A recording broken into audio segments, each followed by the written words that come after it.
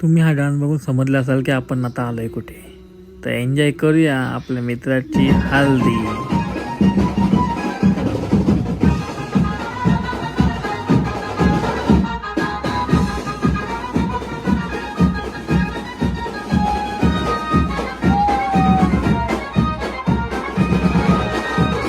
नाचणाऱ्यांपैकी बहुतेक लोकही महाराष्ट्रातली नव्हती, परंतु त्यांचा डान्स बघून कोणी बोलणार नाही की ते महाराष्ट्रातील नाही आहेत. हा बघा, हा भाई, याला तर मराठी काही येत नव्हती, परंतु हा असं नाचत होता काही जसं काय याला पूर्ण गाडी समजतोय. त्यानंतर आलो आपण गावातल्या अजून एका हल्दीवर. तुम्ही हा मोर डान्स बघू शकता. एक से एक आपल्याकडे.